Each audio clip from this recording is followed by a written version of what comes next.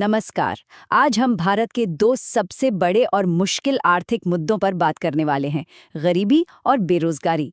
ये टॉपिक जितना जरूरी है उतना ही कॉम्प्लेक्स भी। तो चलिए इसे एकदम आसान भाषा में समझते हैं। तो चलिए मुद्दे की तह तक चलते हैं। शुरुआत एक ऐसे सवाल से करते हैं जो सुनने में तो बड़ा सीधा साधा लगता है, पर असल में काफी गहरा है। सीधे शब्दों में कहें तो गरीबी का मतलब है जब कोई इंसान अपनी बेसिक जरूरतें जैसे रोटी, कपड़ा और मकान भी पूरी ना कर पाए। ये वो हालत है जहां जिंदा रहने के लिए जो सबसे जरूरी चीजें हैं वो भी इंसान की पहुंच से बाहर होती हैं। अच्छा, अब किसी भी प्रॉब्लम को सॉल्व करने के लिए उसे मापना तो पड़ता है ना? तो सवाल ये है कि ये जो गरीबी रेखा है, ये सरकारें तय कैसे करती हैं? भारत में इस लाइन को खींचने के लिए कई एक्सपर्ट कमेटियां बनी हैं और इन सब ने ज्यादातर इस बात पर फोकस किया है कि किसी इंसान को गरीब न माने जाने के लिए उसे हर दिन कम से कम कितना खर्च करना ही पड़ेगा। अब ये स्लाइड देखिए, ये काफी दिलचस्प है। इसमें हम देख सकते हैं कि अलग-अलग कमेटियों ने शहरी और ग्रामीण इलाकों के लिए रोज के खर्च की अलग-अलग लिमिट बताई है। जैसे तेंदुलकर कमेटी ने 2009 में शहर के लिए 33 रुपीस और गांव के लिए 27 रुपीस बताए। वहीं रंगराजन कमेटी ने 2012 में ये आंकड़े बढ़ाकर 47 और 32 रुपीस कर दिए। मतलब ये आंकड़े हमें दिखाते हैं कि हमारी गरीबी रेखा कितनी कम आमदनी पर सेट की गई है। और अगर हम इसे ग्लोबल लेवल पर देखें तो वर्ल्ड बैंक का अपना एक पैमाना है। वो कहता है कि जो भी इंसान हर दिन करीब 2 अमेरिकी डॉलर से कम कमाता है वो गरीब है। अब ये तो हो गई एक सीधी लाइन की बात, पर गरीबी को देखने के दो अलग-अलग नजरिए भी हैं। तो यहाँ फर्क समझना बहुत जरूरी है। एक होती है निरपेक्ष गरीबी, मतलब जब बेसिक जरूरतें ही पूरी ना हो, और दूसरी है सापेक्ष गरीबी, जहां हो सकता है कि किसी की बेसिक जरूरतें तो पूरी हो रही हो, पर वो समाज के बाकी लोगों के मुकाबले बहुत पीछे छूट गया हो। ये एक एहसास है, एक तुलना है। इस सापेक्ष गरीबी को मापने के लिए लॉरेंस कर्व जैसे टूल्स का इस्तेमाल होता है। ये कर्व हमें दिखाता है कि समाज में इनकम कितनी गैर बराबर बंटी हुई है। एक होती है परफेक्ट बराबरी की लाइन, और असल में इनकम का बंटवारा इस लाइन से जितना दूर होता है, समाज में असमानता उतनी ही ज्यादा मानी जाती है। तो अब जब हमने गरीबी को मापने के अलग अलग तरीके समझ लिए हैं, तो चलिए इसके एक सबसे बड़े कारण पर आते हैं जो हमें हमारी दूसरी बड़ी चुनौती तक ले जाता है। देखिए, गरीबी के तो कई कारण हैं, लेकिन एक जो सबसे बड़ा और सीधा कारण है वो है स्थिर और अच्छी तनख्वाह वाले रोजगार की कमी। सीधी सी बात है, जब काम ही नहीं होगा तो गरीबी तो बढ़ेगी ही।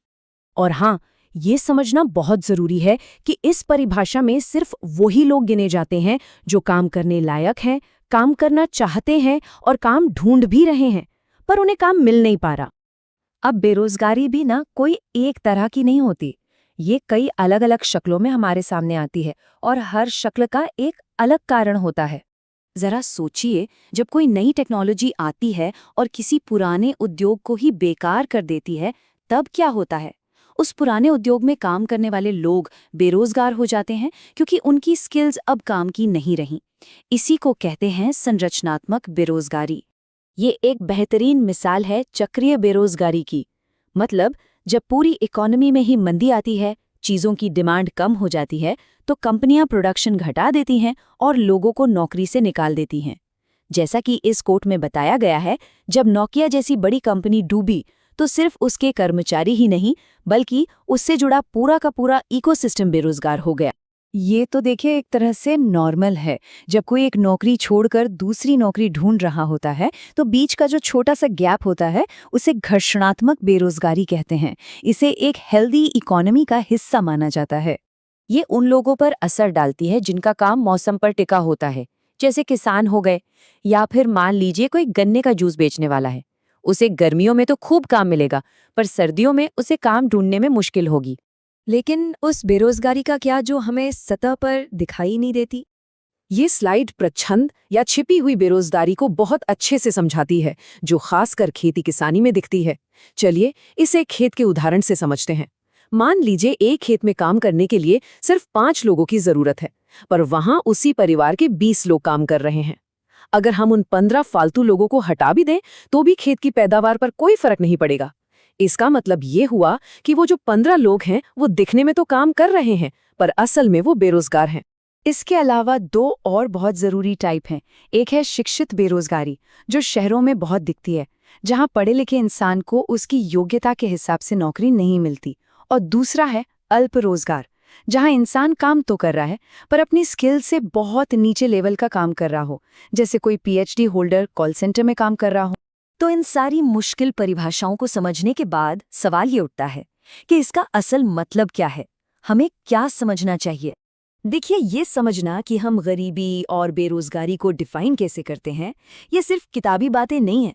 असल में यही वो पहला और सबसे ज़रूरी कदम है जिससे हम सही समाधान बना सकते हैं। जब तक हम प्रॉब्लम को सही से मापेंगे नहीं, तब तक उसे हल कैसे करेंगे। तो ये हमें एक बहुत बड़े और अहम सवाल पर लाकर खड़ा कर देता है। अगर ये परिभाषाएं हैं, अगर हम इन चुनौतियों को ऐसे मापते हैं, तो फिर इन्हें जड़ से खत्म करने का, इनके समाधान